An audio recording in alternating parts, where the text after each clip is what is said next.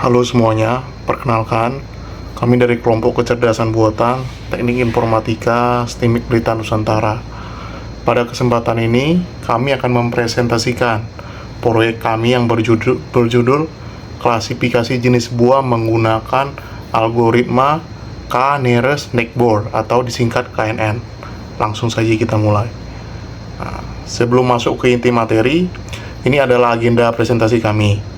Kita akan membahas 6 bagian, yaitu pendahuluan, landasan teori, metode dan dataset, hasil dan pembahasan, kelebihan dan kekurangan KNN, dan yang terakhir, kesimpulan. Oke. Baik, kita mulai dari bab 1, yaitu pendahuluan. Sekarang ini teknologi kecerdasan buatan berkembang dengan sangat pesat dan sudah bisa memproses data dalam jumlah besar secara cepat dan efisien. Salah satu masalah yang ingin kami selesaikan adalah pengelompokan buah secara manual yang seringkali tidak konsisten dan tidak efisien kalau datanya banyak. Solusinya, kami menggunakan algoritma KNN yang sederhana tapi terbukti akurat.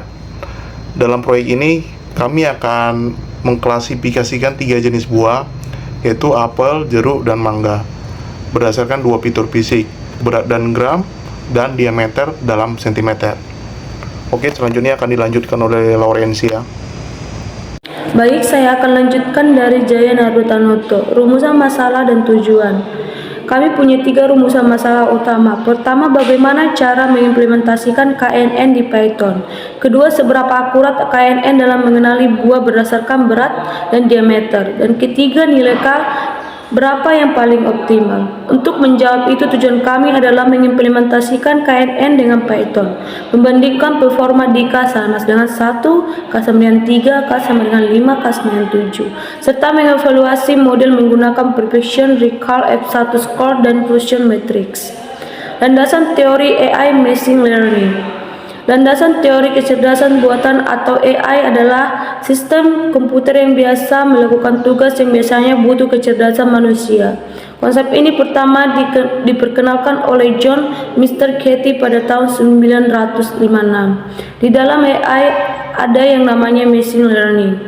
Ada 3 jenisnya: supervised learning, data sudah ada labelnya; unsupervised learning, data tanpa label, model cari pola sendiri; dan reinforcement common learning, model belajar dari coba-coba. Proyek kami menggunakan supervised learning karena setiap data buah sudah punya label yang jelas. Algoritma KNN. Algoritma KNN, cara kerjanya ada 5 langkah. Pertama, tentukan nilai K. Kedua, hitung jarak antara data baru dengan semua data latin menggunakan rumus Euclidean distance. Ketiga, urutan jarak dari yang terkecil ke 4. Ambil K tetangga terdekat. Dan kelima, kelas yang paling banyak muncul, itulah hasil klarifikasinya. Intinya sederhana, semakin kecil jarak antara 2 data, maka semakin mirip keduanya. Slide 7. Metode dan dataset. Masuk ke bab 3. Metode dan dataset. Dataset kami terdiri dari 60 data buah, masing-masing 20 data untuk apel, jeruk, dan mangga. Setiap data memiliki informasi berat dan diameter. Data dibagi menjadi 75%, untuk pelatihan itu 45 data, dan 25% untuk pengujian itu 15 data. Kami menguji 4 nilai K, yaitu K sama dengan 1, 3, 5, dan 7.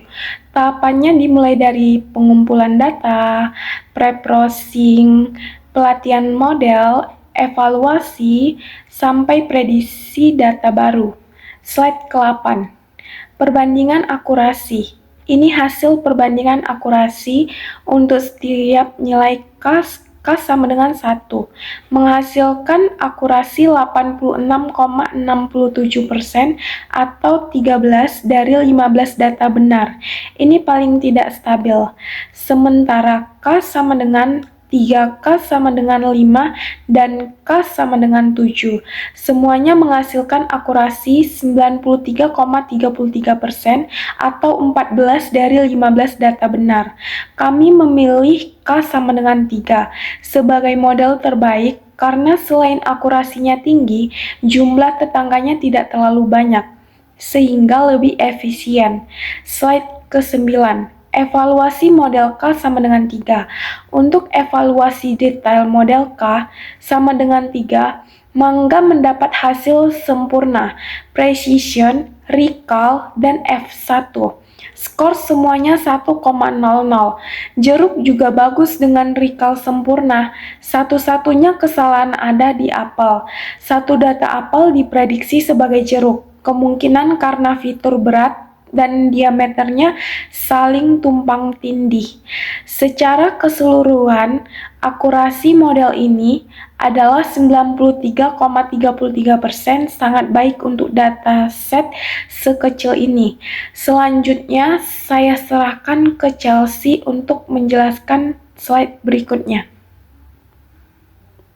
Melanjutkan presentasi yang telah disampaikan oleh Dini. Sekarang kita akan membahas prediksi data baru. Kita lihat bagaimana model K sama dengan 3 bekerja pada data baru. Buah dengan berat 175 gram dan diameter 7,8 cm diprediksi sebagai apel. Buah dengan 125 gram dan diameter 6,3 cm diprediksi sebagai jeruk. Dan buah dengan berat 300 gram dan diameter 11,0 cm diprediksi sebagai mangga. Ketiga prediksi sesuai dengan karakteristik asli masing-masing buah ini membuktikan model KNN kami berjalan dengan baik. Dan sekarang kita akan membahas tentang kelebihan dan kekurangan.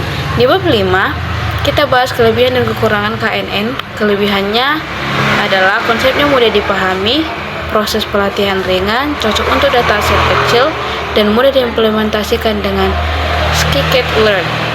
Kekurangannya, lambat untuk data berskala besar, sensitif terhadap perbedaan skala fitur, dan mudah terganggu oleh data pencilan alias outlier. Jadi, KNN paling cocok dipakai kalau datanya tidak terlalu besar dan fiturnya sudah seimbang skalanya. Jadi, kesimpulan dan penutupnya, sebagai penutup adalah beberapa kesimpulan yang kami tarik. KNN berhasil implementasikan dengan Python untuk mengklarifikasikan 3 jenis buah. Model terbaik adalah K sama dengan 3 dengan akurasi 93,33%. Prediksi data baru pun berhasil 100%. Kedepannya, kami menyarankan agar dataset diperbesar, ditambah fitur seperti warna dan tekstur, serta mencoba metode lain seperti deskripsi untuk perbandingan. Sekian presentasi dari kelompok kami. Terima kasih sudah menyimak.